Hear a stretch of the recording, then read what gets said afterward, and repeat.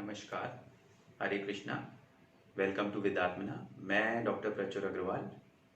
आज मैं आपसे कुछ ऐसी चीज़ के बारे में डिस्कस करूँगा जो इंडियन फूड का स्टेपल है। स्टेपल का मतलब आप भारत देश में किसी भी कोने में चले जाएं, वो चीज़ आपको आपकी थाली में मिलेगी ही मिलेगी।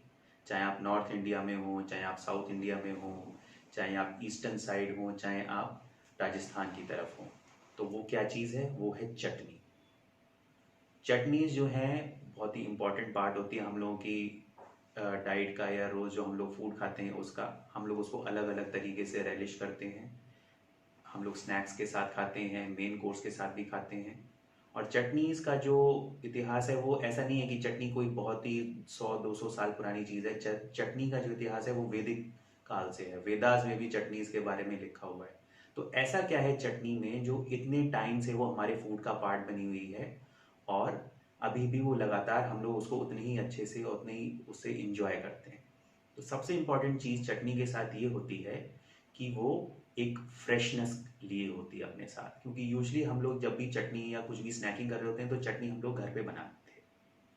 उस घर पे बनाने के प्रोसेस की वजह से उसके अंदर एक फ्रेशनेस रहती है, जो एक फ्रेश कोरिएंडर में आपको फ्रेशनेस मिल सकती है अगर आप फ्रेश कोरिएंडर चटनी बना रहे हैं, या करी लीफ चटनी जैसे साउथ इंडिया में बनती है तो उसकी फ्रेशनेस उसमें रहती है।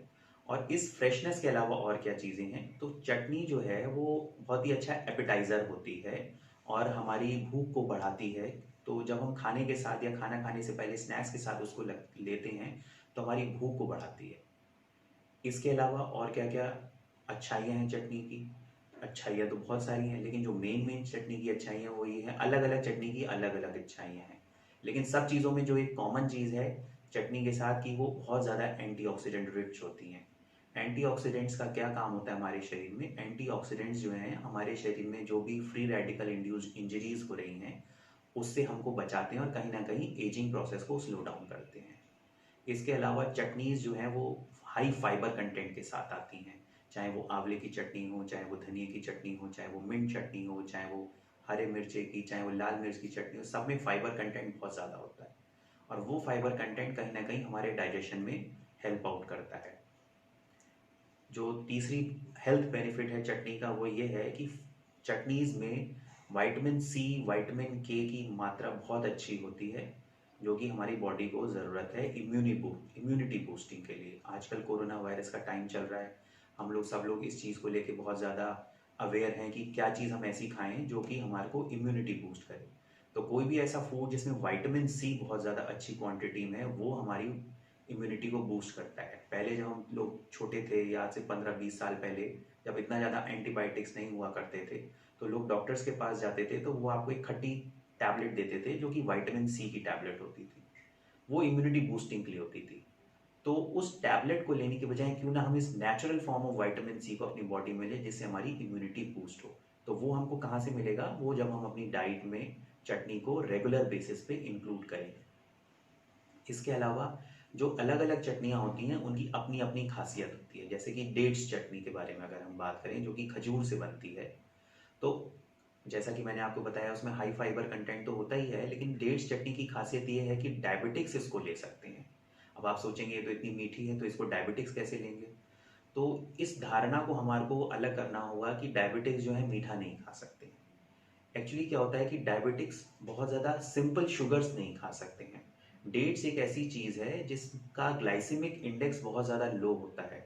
मतलब कि अगर हम उसको खाते हैं तो उतनी तेज़ी से हमारी शरीर में जाके शुगर लेवल को बढ़ाता नहीं है, जितना कि शुगर या चीनी जिसे हम कहते हैं उसको बढ़ा देती है। तो जो लो ग्लाइसेमिक इंडेक्स की चीज़ें होती हैं उसको डायबिटिक्स बहुत आराम से रेलिश कर सकते हैं, और इसीलिए डेट्स की चटनी जो कि एक मीठी चटनी है वो डायबिटिक्स खा सकते हैं। इसके अलावा जो हम दूसरी चटनी की बात करें तो करी लीव्स की चटनी होती है, जो कि साउथ इंडिया में बनती है, और अब तो हम लोग नॉर्थ इंडिया में भी बहुत अच्छे से उसको खाने लगे हैं साउथ इंडियन फूड्स के साथ। जो करी लीफ की चटनी होती है उसकी स्पेसिफिक प्रॉपर्टी होती है कि उसमें आयरन और फोलिक एसिड की मात्रा बहुत अच्छी होती है। आयरन और फोलिक एसिड दोनों ऐसी चीज़ें हैं जो कि हमारे शरीर में हीमोग्लोबिन या फिर खून की मात्रा को बढ़ाने में काम आता है। तो अगर किसी को अनीमिया है, या किसी को ऐसा लगता है कि मेरे शरीर में खून की कमी है जिसकी वजह से मुझे हमेशा क्या कहते हैं, लो फील होता है, एनर्जी कम फील होती है, तो आप अपनी डाइट में रेगुलर बेसिस पे करी लीफ की चटनी को अगर इंक्लूड करेंगे तो उससे आपकी बॉडी में natural form of folic acid और आयरन जाएगा, जो कि आपके शरीर की आयरन की जो रिक्वायरमेंट है उसको फुलफिल करेगा और आपको अनीमिया ठीक करने में हेल्प करेगा। इसके अलावा और जो चटनीज हम बना सकते हैं, कोरी मिंट चटनी जो होती है, मिंट चटनी अपने आप में एक फ्रेशनेस के साथ आती है। अगर आप मिंट चटनी को खाते हैं तो आपके डाइजेशन में वो बहुत ज़्यादा हेल्प करती है। और क्या होता है, अगर किसी को कॉन्स्टिपेशन की प्रॉब्लम है तो मिंट चटनी को रेलिश करे या उसको रोज़ अपनी रेगुलर डाइट में इंक्लूड करे तो वो बहुत अच्छा है। और बहुत तरीके की चटनी हम लोग बना सकते हैं, जैसे कि टोमेटो चटनी होती है। टोमेटो चटनी में ऑक्सैलिक एसिड की कंटेंट अच्छा होता है, तो उसको भी आप खा सकते हैं। और इन सारी चटनीज़ की जो रेसिपी, तो जितनी भी मैंने आपको चटनी बताई, चाहे वो मिंट चटनी बताई, चाहे कोरिएंडर चटनी, चाहे डेट चटनी, चाहे करी लीव्स चटनी, इसकी जो रेसिपीज़ हैं मेरे विदात्मना के इंस्टाग्राम पेज पे हैं, हम लोगों के यूट्यूब चैनल्स पे हैं। और सबसे इम्पॉर्टेंट बात जब हम चटनी की डिस्कस कर रहे हैं कि जैसा कि मैंने आपको शुरू में बताया, इन चटनी की जो गुड पॉइंट्स हैं, बेनिफिट्स हैं, तब तक हैं जब तक आप इसको फ्रेशली घर पे बना रहे हैं। इन केस जैसे कि आज की फास्ट मूविंग लाइफ है, हम लोग के पास टाइम कम है, और हम टाइम को बचाने के लिए अगर हम ये सोच रहे हैं कि हम चटनी बाजार से पैकेज चटनी ले आएँ जो कि अलग अलग तरीके की अब सुपर मार्केट्स में मिलने लग गई हैं, तो वो अगर आप ला के खा रहे हैं और ये सोच रहे हैं कि मुझको चटनी के बेनिफिट्स मिल जाएंगे, तो आप इस धारणा से बिल्कुल, आपकी इस धारणा को ख़त्म कर दीजिए। चटनी के बेनिफिट्स तब तक हैं जब तक आप उसको घर पे फ्रेशली बना रहे हैं। तो मेरी एक रिक्वेस्ट है कि बाहर की लाई हुई चटनियों को अपनी डाइट में इंक्लूड मत करिए।